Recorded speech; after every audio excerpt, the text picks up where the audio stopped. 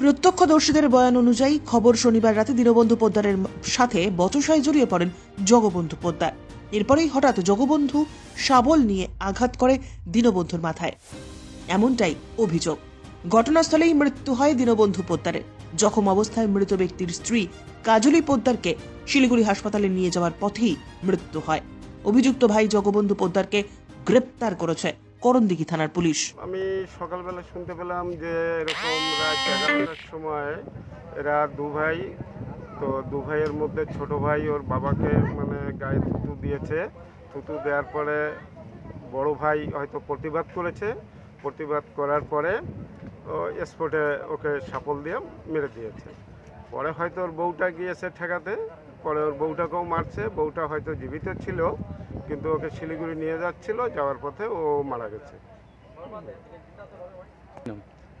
বড় যে মারা গেছে দীনবন্ধু পোদ্দার, আর মারছে হচ্ছে জগবন্ধু পোদ্দার, আর ওর ওয়াইফের নাম হচ্ছে কাজল পোদ্দার।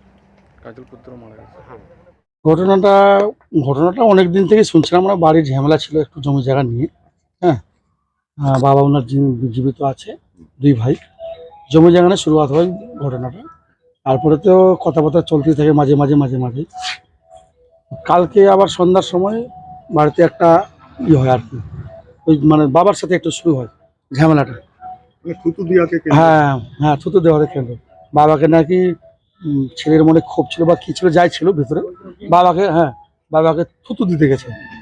বড় ছেলে গেছে, তুই বাবাকে থুতু দিলি কেন, বা কি বাবার মতো জন্ম দিয়েছে, অমুক করে বড় করেছে। এই কথা বলাতেই বড় ছেলের সাথেও একটু ঝগড়াঝাটি হয়। হ্যাঁ, বেশিক্ষণ ঝগড়াঝাটি হয়নি, অল্পের মধ্যেই বাড়ির উঠানের পাশেই ছিল মন্দির, মানে সবার বাড়িতে থাকে। সেখানে একটা মানে রডের মধ্যে আমরা শাবল বলি দেশি ভাষায়। ওই শাবল উঠায় আর কি বড় ছেলেকে মারে, মানে দিনু পোদ্দারকে।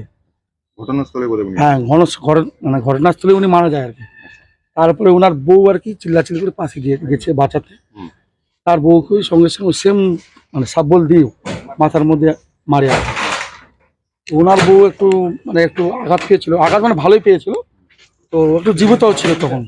আমরা করণদিঘি থানায় নিয়ে যাই, করণদিঘি হসপিটালে নিয়ে গিয়ে তখন ওখান থেকে রেফার করে শিলিগুড়ি নিয়ে যাওয়ার আমাদের পরামর্শ দেয়।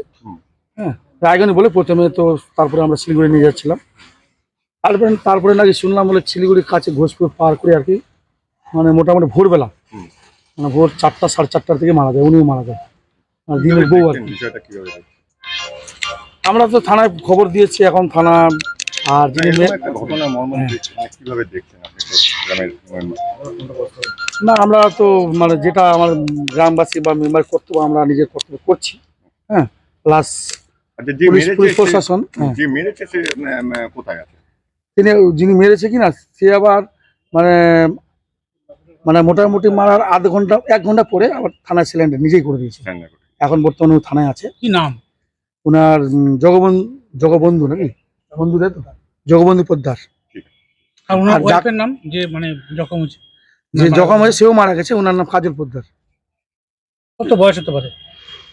দিনুর বয়স ছিল 45 বছর দিনু পোদ্দারের, আর ওনার বউ কাজল পোদ্দার, ওনার বয়স 38 থেকে 40-এর মতো। পারফেক্ট বলতে পারছি না, 38 থেকে 40-এর মধ্যে আর কি। কি করতো দিনু পোদ্দার? চাষবাস ছিল একটু আধটু, তার মধ্যে একটা ছোট মোটো কুটির ব্যবসা ছিল, মিল ছিল। কতখানি জমি নিয়ে এই ঘটনাটা? মানে বেশি না, বাড়ির পাশেই মানে 8 বিঘার মতো জমি ছিল। ওটা নিয়ে মূল প্রথম শুরু ওটা থেকে, তারপরে আস্তে আস্তে জিনিসটা এত দূর ঘোরায়। ব্যুরো রিপোর্ট, উত্তরের প্রহরী।